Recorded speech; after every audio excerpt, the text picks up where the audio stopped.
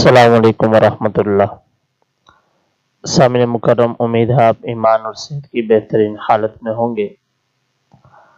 Programme गुलहाय सीरत के साथ मैं हूँ आपका मेज़बान इब्न ताज़ीम मवासी।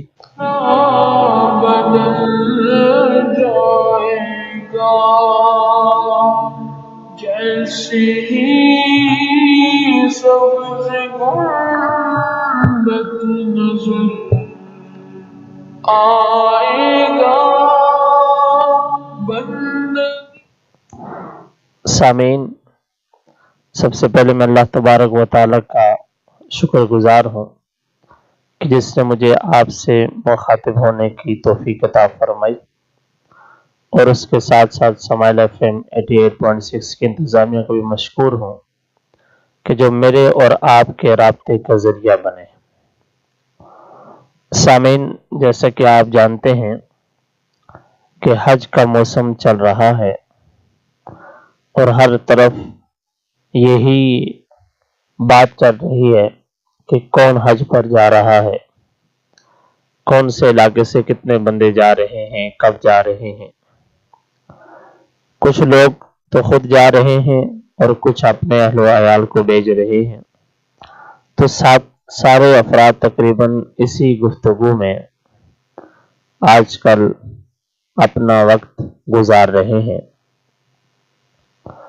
चूँकि हज ये एक अहम इबादत है और इस्लाम का अहम रुकन है, इसलिए फर्जंदान इस्लाम इस रुकन की तकमील के लिए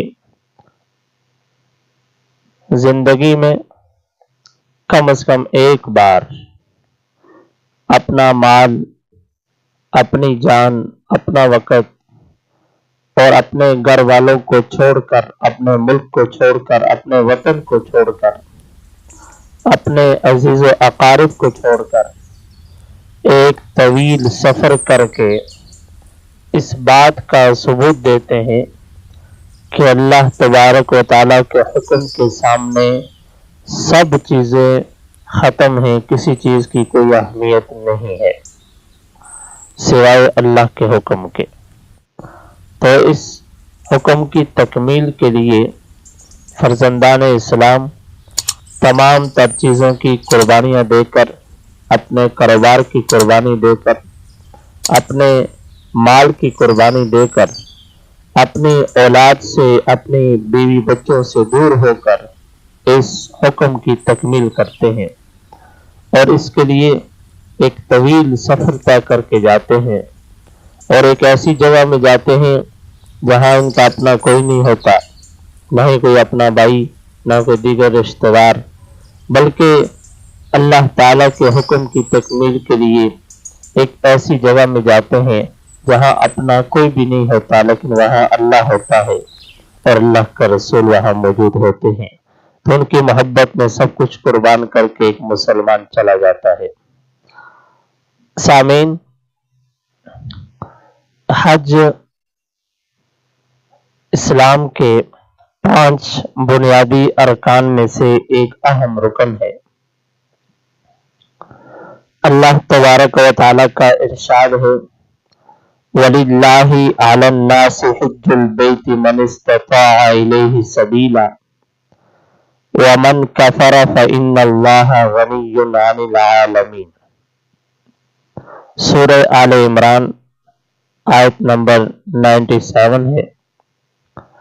इसका मफ़हूम यह है कि उन लोगों पर अल्लाह के लिए खाना काबा का हज करना फर्ज है जो वहां जाने की इस्तिताअत रखते हैं, और जो ना माने और बावजूद कुदरत के हज को ना जाए तो अल्लाह सारे जहां से बेनियाज है।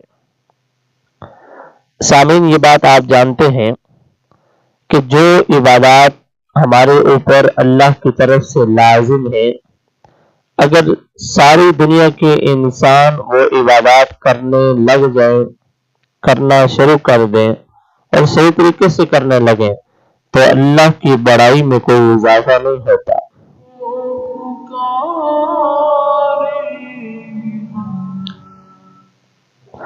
ایسے ہی اگر ساری دنیا کے انسان ان احکامات کو نہ مانے یا ان پر عمل نہ کریں تو اس سے اللہ تعالیٰ کی بڑائی میں کوئی کمی نہیں آتی۔ اللہ تبارک و تعالیٰ کی ذات جیسی ہے وہ ویسے ہی ہے۔ ان عبادات کے کرنے سے ہمارا فائدہ ہے۔ ہم عبادات کریں گے، ہم ان چیزوں کو صحیح طریقے سے سر انجام دیں گے تو اس میں ہمیں اللہ کا قرب حاصل ہوگا۔ اللہ کے رسول صلی اللہ علیہ وسلم کے طریقوں کے مطابق جب ہم عمل کریں گے تو اس سے ہمارا فائدہ ہوگا، اس میں نہ اللہ کا فائدہ ہے نہ اللہ کے رسول کا فائدہ ہے۔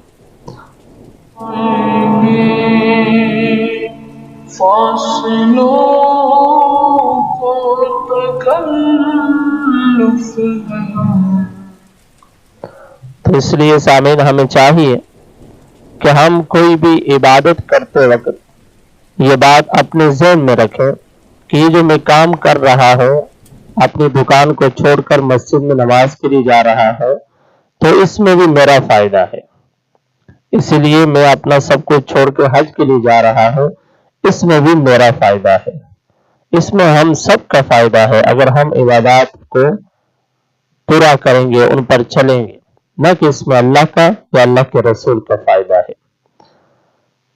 سامعین، جس شخص پر حج فرض ہو جائے اسے اس میں تاخیر بھی نہیں کرنی چاہیے۔ اس حوالے سے رسول اللہ صلی اللہ علیہ وسلم کا ایک فرمان آپ کے سامنے رکھتا ہے۔ سرکار دو عالم صلی اللہ علیہ وسلم نے فرمایا، فریضہ حج ادا کرنے میں جلدی کرو، کیونکہ کسی کو نہیں معلوم کہ اسے کیا عذر پیش آ جائے۔ یعنی جب آپ کے پاس آپ اس حیثیت میں ہیں کہ آپ پر حج فرض ہے تو آپ حج کر لیں، اب آپ اس کو لیٹ نہ کریں کہ چلو اس سال چھوڑو آئندہ سال کر لیں گے، پھر آئندہ سال کر لیں گے، تو اس طرح کرنے سے آپ ساری زندگی نہیں کر پائیں گے۔ اس لیے جب آپ پر حج فرض ہو گیا آپ اسی سال حج کرنے کی کوشش کریں۔ اسی حوالے سے ایک اور حدیث مبارکہ آپ احباب کے سامنے رکھتا ہے۔ رسول اللہ صلی اللہ علیہ وسلم نے فرمایا، جس شخص کو کسی ضرورت، حاجت یا ظالم بادشاہ یا شدید مرض نے حج سے نہیں روکا اور اس نے حج نہیں کیا اور مر گیا تو وہ چاہے یہودی ہو کر مرے یا نصرانی ہو کر مرے، یعنی یہ شخص یہود و نصارہ کے مشابہ ہے۔ کتنی سخت بات ارشاد فرمائی رحمت کائنات صلی اللہ علیہ وسلم نے کہ جب ایک شخص پر حج لازم ہو گیا اور لازم ہونے کے بعد اس کو کوئی ایسی رکاوٹ بھی پیش نہ آئی کہ جس کی وجہ سے وہ حج پر نہیں جا سکتا، پھر بھی وہ حج پر نہیں جاتا اور اسی حالت میں وہ مر جاتا ہے، تو رسول کائنات رحمت کائنات صلی اللہ علیہ وسلم نے فرمایا کہ چاہے وہ یہودی ہو کر مرے یا نصرانی ہو کر مرے۔ کتنے افسوس کی بات ہے۔ تو اس لیے ہمیں چاہیے کہ ہم اس فریضے کو جتنا جلد ہو سکے سر انجام دیں اگر ہم میں سے کسی پر حج فرض ہے۔ سامعین، حج مبرور یعنی ایسا حج جو اللہ کے ہاں مقبول ہوتا ہے۔ رسول اللہ صلی اللہ علیہ وسلم نے ارشاد فرمایا، ایک عمرہ دوسرے عمرہ تک ان گناہوں کا کفارہ ہے جو ان دونوں کے درمیان ہوئے ہیں، اور حج مبرور کا بدلہ صرف جنت ہے۔ یعنی حج مقبول جو اللہ کے ہاں مقبول ہو جائے اس کا بدلہ سوائے جنت کے اور کوئی بھی نہیں ہے۔ تو ہم دنیا میں عبادات کرتے ہیں، عبادت کے اس ادوار سے مختلف صورتیں ہو جاتی ہیں کہ کوئی عبادت کرتا ہے اپنے مقاصد کو حاصل کرنے کے لیے، جیسا کہ آپ دیکھتے ہیں بہت سارے لوگ وظائف کرتے ہیں، ان سے پوچھو کیوں کرتے ہیں، یہ کام ہے، پھنسا ہوا ہے، وظیفہ کروں گا تو کام حل ہو جائے گا۔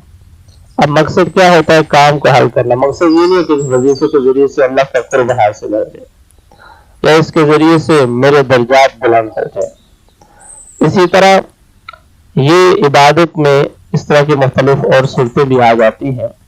تو ہم نے جو عبادت کرنی ہے وہ اس لیے نہیں کرنی کہ ہمیں اس عبادت کے ذریعے سے جنت مل جائے، بلکہ عبادت اس لیے کرنی ہے کہ اس کے ذریعے سے ہم سے ہمارا رب راضی ہو جائے، ہمارا اللہ ہم سے راضی ہو جائے. اس طرح اس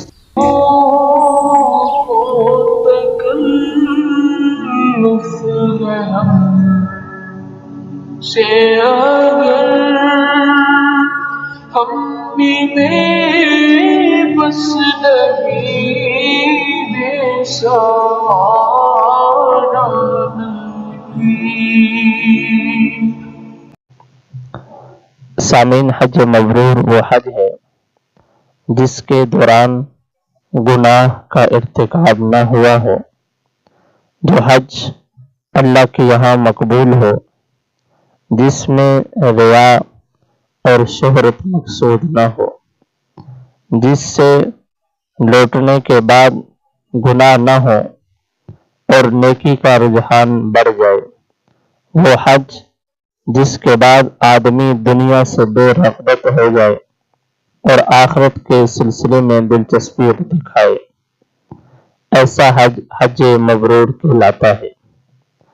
جتنے بھی افراد حج پر جانے والے ہیں وہ اس بات کو نوٹ کر لیں کہ اگر ہم اس طریقے پر حج کریں گے تو پھر ہمیں حج مبرور پر جو ملنے والا اجر ہے اللہ کی طرف سے وہ ہمیں نصیب ہوگا، وگرنہ ہم اس اجر سے محروم رہ جائیں گے. اس میں چند باتیں ذکر کی کہ اس میں گناہ کا ارتکاب نہ ہو دوران حج. دوسری بات کہ لوگوں کو دکھانے کے لیے نہ حج کیا جائے کہ لوگ مجھے واپسی پر پھر یہ کہیں گے سارے حاجی صاحب. آج کل ہمارے ہاں یہ بھی ایک اہم مسئلہ ہے کہ لوگ حج کر کے اپنے نام کے ساتھ بڑا کر کے حاجی صاحب لکھتے ہیں تاکہ لوگ بھی ہمیں حاجی صاحب کہیں. تو اپنے آپ کو حاجی صاحب کہلوانے کے لیے حج کیا جائے تو اس حج کا کوئی اجر نہیں ہے اللہ کے ہاں. ہاں، دنیا والے آپ کو حاجی صاحب کہہ دیں گے، دنیا میں ہی اس کا بدلہ آپ کو مل جائے گا، لیکن آخرت میں اور اس حج پر جو آپ نے خرچ کیا اس کا کوئی بدل اللہ سے آپ کے لیے نہیں ہے. اس لیے اپنی نیت کو درست کیا جائے اور حج صرف اللہ کے لیے ہو، شہرت مقصود نہ ہو، لوگوں کو دکھانے کے لیے نہ ہو، اور اس چیز سے بچ کر حج کریں تو وہ حج مبرور ہوگا اور جو حج آپ کے گناہوں کا کفارہ بن جائے گا. اسی طرح اس چیز کا خاص خیال رکھا جائے. اور جو اس میں ایک اور بات ذکر کی وہ یہ ہے کہ جس سے لوٹنے کے بعد گناہ نہ ہو اور نیکی کا رجحان بڑھ جائے، یہ بھی بہت اہم بات ہے. ہم اکثر دیکھتے ہیں آپ رمضان میں کچھ نوجوان ساتھی ہمارے ہاں اعتکاف بھی کرتے ہیں. جب اعتکاف میں بیٹھے ہوتے ہیں تو ماشاءاللہ وہ ایسے متقی پرہیزگار دکھائی بھی دیتے ہیں اور بنے ہوئے بھی ہوتے ہیں، چونکہ ان کے 24 گھنٹے مسجد میں گزر رہے ہوتے ہیں. لیکن جس وقت ان کا اعتکاف ختم ہوتا ہے اسی وقت وہ مسجد سے اٹھتے ہیں اور آ کر سب سے پہلے گناہوں کا ارتکاب شروع کر دیتے ہیں. اور وہ جو 10 دن انہوں نے گزارے تھے ان 10 دنوں کا جو اثر تھا وہ مسجد کے دروازے سے باہر نہیں آتا، وہاں اندر ہی رہ جاتا ہے. تو ایسا نہ ہو کہ ہم اتنا کچھ خرچ کر کے اپنے گھر والوں سے دور ہو کر اتنا طویل سفر کر کے سب کچھ ہم کریں، لیکن جب ہماری وہاں سے واپسی ہو، جو ہی ہم پاکستان میں یا کسی بھی ملک میں جہاں سے ہمارا تعلق ہے ہم وہاں پر قدم رکھیں تو ہماری وہی گناہوں والی زندگی دوبارہ سے شروع ہو جائے. اگر ایسا ہے تو پھر حج کا کوئی فائدہ نہیں ہے. تو اس لیے اس بات کا خاص خیال رکھیں.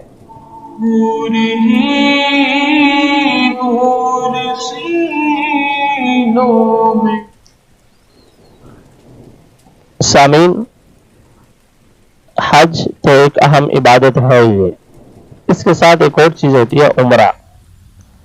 ہمارے ہاں سے چونکہ جو لوگ پاکستان سے جاتے ہیں یا دیگر ممالک سے بھی وہ بھی حج کے ساتھ عمرہ بھی کرتے ہیں, تو جو یہ دونوں کرتا ہے اس کی ایک فضیلت میرے سامنے آئی, آپ کے سامنے بھی رکھتا ہوں.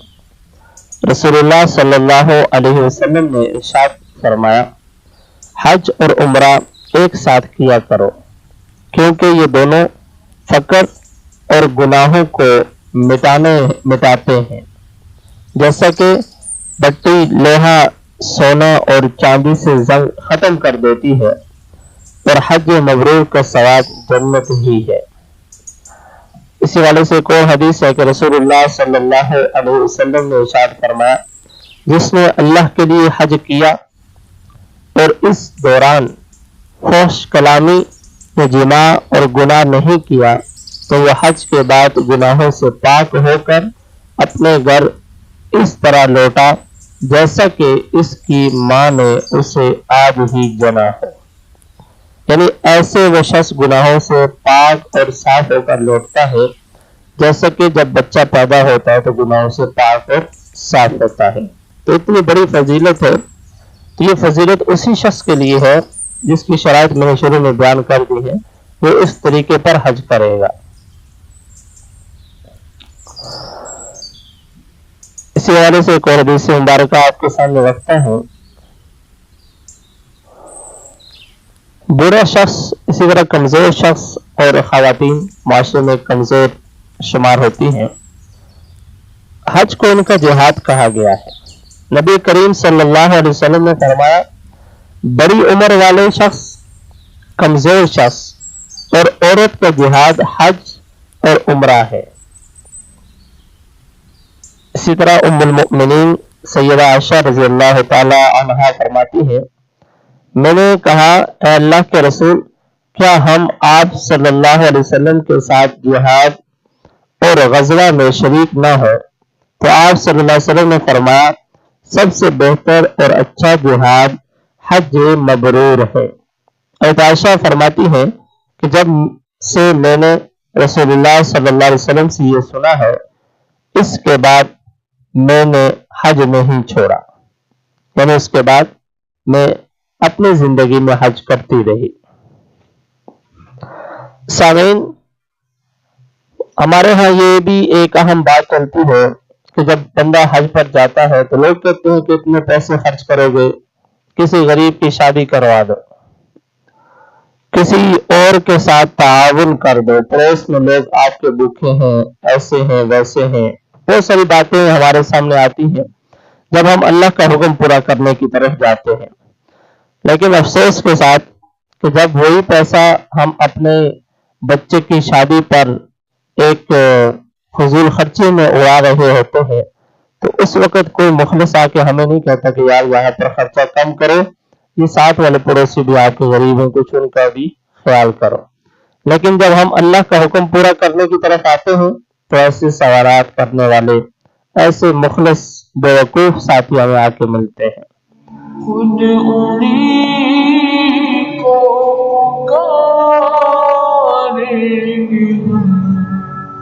دور سے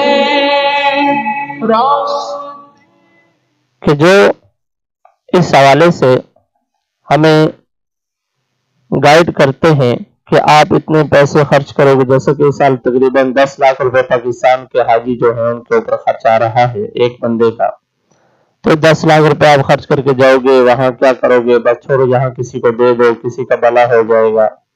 ٹھیک ہے, لیکن اس میں ایک بات کا خیال رکھنا چاہیے کہ جب آپ پر حج فرض ہے تو وہ فرض کی ادائیگی آپ کے ذمہ ضروری ہے, لازم ہے آپ پر. تو آپ نے اس فرض کو پہلے ادا کرنا ہے. اس کے بعد ٹھیک ہے, اس کے علاوہ آپ کے پاس مال ہے تو آپ غربا کی, اپنے پڑوسیوں کی, جہاں پر ضرورت ہے وہاں پر ان کی بھی آپ مدد کریں. لیکن پہلی صورت میں اگر آپ پر حج فرض ہے تو آپ فرض حج کو ادا کریں.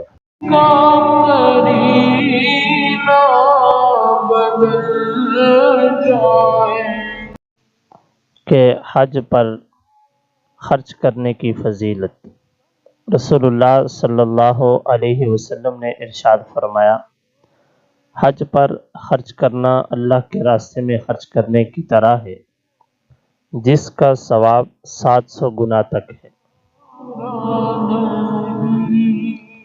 حضرت امی عائشہ رضی اللہ تعالیٰ عنہ فرماتی ہیں کہ رسول اللہ صلی اللہ علیہ وسلم نے فرمایا، تیرے عمرے کا ثواب تیری خرچ کی بقدر ہے، یعنی جتنا زیادہ اس پر خرچ کیا جائے گا اتنا ہی ایک نیکی 1,00,000 نیکیوں کے برابر ہوتی ہے۔ سامعین، آپ جانتے ہیں کہ بیت اللہ شریف کے اندر ایک نماز کا ثواب 1,00,000 نمازوں کے برابر ملتا ہے۔ ایسے ہی وہاں پر جو ایک نیکی کی جاتی ہے اس کا بھی ثواب 1,00,000 نیکیوں کے برابر ملتا ہے۔ تو اس لیے فرمایا کہ جو پیادل حج کرتا ہے تو اس کے پیادل جو چلتا ہے تو جو سواری اس کے جتنے قدم اٹھائے گی اس ایک قدم پر اس کو اتنی نیکیاں ملیں گی کہ اس ایک نیکی کا ثواب اتنا ہوگا کہ جو حرم میں نیکی کی جاتی ہے، اور حرم کی ایک نیکی 1,00,000 نیکیوں کے برابر ثواب کی حیثیت رکھتی ہے۔ سامعین، حج کی نیکی کیا ہے؟ آپ صلی اللہ علیہ وسلم سے پوچھا گیا کہ حج کی نیکی کیا ہے، تو آپ صلی اللہ علیہ وسلم نے فرمایا، حج کی نیکی لوگوں کو کھانا کھلانا اور نرم گفتگو کرنا ہے۔ سامعین، آپ جانتے ہیں کہ جب انسان سفر میں ہوتا ہے تو اس کا اکثر لہجہ تھوڑا سا سخت ہو جاتا ہے سفر کی وجہ سے، اور یہی وجہ ہے، اور دوسرا وہاں پر مال کی بھی سفر میں انسان کو تھوڑی کمی ہو جاتی ہے۔ تو سفر میں یہ دو کام اہم بتائے گئے، اور حج کے سفر میں بتائے گئے بالخصوص، اور عام سفر میں بالعموم آپ کہہ سکتے ہیں کہ ہمیں ان دو باتوں کا خاص خیال رکھنا چاہیے سفر کے اندر۔ ایک، دوسروں کو کھانا کھلانا یا کوئی اور چیز کھلا سکتے ہیں آپ، اور دوسری بات نرم گفتگو کرنا۔ یہ دو اہم باتیں ہیں حج کی، یہ دو اہم نیکیاں ہیں کہ حج کے سفر میں آپ نے نرم گفتگو کرنی ہے، اور حج کے سفر میں آپ نے سخاوت کا مظاہرہ کرنا ہے، دوسروں کو کوئی چیز کھلانی ہے، اور اس طرح دیگر جو آپ کام کر سکتے ہیں وہ کریں۔ حج کا ایک ترانہ بھی ہے، جیسا کہ آپ جانتے ہیں ہر ملک کا ایک ترانہ ہوتا ہے، اسی طرح حج میں بھی ایک ترانہ پڑھا جاتا ہے۔ رسول اللہ صلی اللہ علیہ وسلم نے ارشاد فرمایا، جب حاجی لبیک کہتا ہے، وہ ترانہ لبیک جو تلبیہ ہے وہ ہے، تو اس کے ساتھ اس کے دائیں اور بائیں جانب جو پتھر، درخت اور ڈیلے وغیرہ ہوتے ہیں وہ بھی لبیک کہتے ہیں، اور اسی طرح زمین کی انتہا تک یہ سلسلہ چلتا رہتا ہے۔ وہ ہے کہ انسان جب تلبیہ پڑھتا ہے تو اس کے ساتھ جتنی بھی چیزیں ہوتی ہیں وہ سب اللہ کے لیے اس شخص جیسے کہہ رہا ہوتا ہے، ویسے وہ چیزیں بھی اللہ کے سامنے اپنی حاضری کو پیش کر رہی ہوتی ہیں۔ تو اس لیے حج میں زیادہ سے زیادہ تلبیہ پڑھنے کا ہمیں اہتمام کرنا چاہیے۔ ایک دفعہ میں بھی تلبیہ پڑھ دیتا ہوں، آپ احباب سماعت کر لیں۔ لبیک اللہم لبیک لبیک لا شریک لک لبیک ان الحمد والنعمت لک والملک لا شریک لک۔ اللہ تعالی ہم سب کو بیت اللہ شریف کے سائے میں بھی یہ تلبیہ پڑھنے کی توفیق عطا فرمائے۔ سامعین، جیسا کہ آپ جانتے ہیں کہ وہ ایک ایسی جگہ ہے جہاں ہر وقت اللہ کی رحمتوں کا نزول ہوتا ہے۔ رسول اللہ صلی اللہ علیہ وسلم نے ارشاد فرمایا، اللہ جل شانہ کی 120 رحمتیں روزانہ اس گھر خانہ کعبہ پر نازل ہوتی ہیں، جن میں سے 60 طواف کرنے والوں پر، 40 وہاں نماز پڑھنے والوں پر، اور 20 خانہ کعبہ کو دیکھنے والوں کو حاصل ہوتی ہے۔ گویا کہ بیت اللہ شریف کی زیارت بھی ثواب سے خالی نہیں ہے، صرف دیکھنا یہ بھی ثواب سے خالی نہیں ہے۔ تو وہاں پر جا کر زیادہ سے زیادہ یہی چاہیے کہ بیت اللہ شریف کے سامنے بیٹھ کر بیت اللہ شریف کو دیکھا جائے، اس کی زیارت کی جائے، اسی طرح طواف کیا جائے، دیگر جو وہاں کے اندر کے امور ہیں وہاں پر اپنا سارا وقت صرف کیا جائے، نہ کہ باہر ہوٹلوں میں اور دیگر جگہوں پر گھومنے پھرنے کا جو ہمارے ہاں ایک ماحول بن گیا ہے تو اس سے بچنا چاہیے، اپنے وقت کو قیمتی بنانا چاہیے۔ اسی طرح بیت اللہ شریف کے اندر چند چیزیں اور اہم ہیں، حجر اسود ہے جیسا کہ آپ جانتے ہیں، اسی طرح مقام ابراہیم ہے اور رکن یمانی ہے۔ حضور اکرم صلی اللہ علیہ وسلم نے ارشاد فرمایا حجر اسود اور مقام ابراہیم قیمتی پتھروں میں سے دو پتھر ہیں، اللہ تعالیٰ نے دونوں پتھروں کی روشنی ختم کر دی ہے، اگر اللہ تعالیٰ ایسا نہ کرتا تو یہ دونوں پتھر مشرق اور مغرب کے درمیان ہر چیز کو روشن کر دیتے۔ حضور اکرم صلی اللہ علیہ وسلم نے ارشاد فرمایا حجر اسود جنت سے اترا ہوا پتھر ہے جو کہ دودھ سے زیادہ سفید تھا، لیکن لوگوں کے گناہوں نے اسے سیاہ کر دیا ہے۔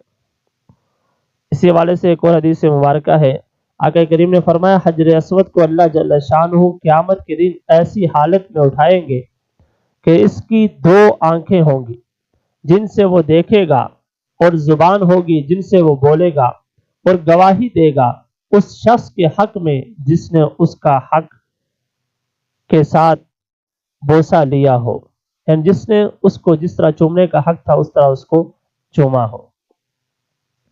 اسی حوالے سے ایک اور حدیث مبارکہ ہے کہ رسول اللہ صلی اللہ علیہ وسلم نے فرمایا ان دونوں پتھروں کو چھونا گناہوں کو مٹاتا ہے، اس لیے وہاں پر اس چیز کا خاص اہتمام کیا جائے۔ بیت اللہ شریف کے اندر ایک اور اہم چیز ہے وہ حتیم ہے، بیت اللہ کا یہ حصہ ہے۔ حضرت عائشہ رضی اللہ تعالیٰ عنہ فرماتی ہیں کہ میں کعبہ شریف میں داخل ہو کر نماز پڑھنا چاہتی تھی، رسول اللہ صلی اللہ علیہ وسلم میرا ہاتھ پکڑ کر حتیم میں لے گئے اور فرمایا جب تم بیت اللہ کعبہ کے اندر نماز پڑھنا چاہو تو یہاں حتیم میں کھڑے ہو کر نماز پڑھ لو، یہ بھی بیت اللہ شریف کا حصہ ہے۔ تیری قوم نے بیت اللہ کعبہ کی تعمیر کے وقت حلال کمائی میسر نہ ہونے کی وجہ سے اسے چھت کے بغیر تھوڑا سا تعمیر کرا دیا تھا۔ گویا کہ بیت اللہ شریف ایک وہ بلیک کلر کا کمرہ ہے جو آپ دیکھتے ہیں، اس کے ساتھ ایک دیوار بنی ہوئی ہے، اس کو حتیم کہتے ہیں۔ اس حتیم کے اندر بھی نماز پڑھنے کا وہی ثواب ہے جو بیت اللہ شریف تو اس بلیک کلر کے کمرے کے اندر جا کر پڑھنے کا ہے، تو اندر نہ جا سکے تو باہر پڑھ لیں۔ حضرت امی عائشہ فرماتی ہے مجھے رسول اللہ نے فرمایا کہ یہاں پر پڑھو، یہاں بھی وہی ثواب ملے گا، تو اس لیے ہر شخص اندر جا بھی نہیں سکتا، نہ ہی اندر جانے کی اتنی اندر گنجائش ہوتی ہے کہ اندر بندہ جا سکے، تو وہاں باہر ہی ہمیں چاہیے کہ ہم وہاں پر اپنی عبادت کر لیں، اندر والا ثواب باہر آپ کو مل جائے گا۔ بیت اللہ شریف کے اندر یا اس کے قرب و جوار میں موجود حاجیوں سے متعلق جو چیزیں ہیں ان میں سے ایک آب زمزم ہے۔ آب زمزم کی فضیلت، رسول اللہ صلی اللہ علیہ وسلم نے فرمایا زمزم کا پانی جس نیت سے پیا جائے وہی فائدہ اس سے حاصل ہوتا ہے۔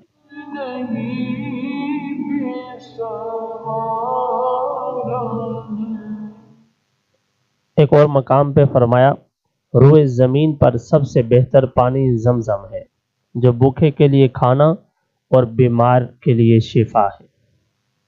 حضرت عائشہ رضی اللہ تعالیٰ عنہ زمزم کے پانی کے حوالے سے ایک اہم بات آپ کے سامنے رکھتا ہوں۔ آپ جانتے ہیں کہ آج کل بھی یہ ایک سلسلہ ہے کہ بہت سارے اور بلکہ اکثر کیا تقریباً سارے حاجی زمزم کا پانی وہاں سے لے کر اپنے ممالک میں آتے ہیں، اپنے مقام پر لے کر آتے ہیں۔ حضرت عائشہ رضی اللہ تعالیٰ عنہ فرماتی ہیں کہ زمزم کا پانی ان کا بھی یہ عمل تھا کہ زمزم کا پانی مکہ مکرمہ سے مدینہ منورہ لے جایا کرتی تھی، اور فرماتی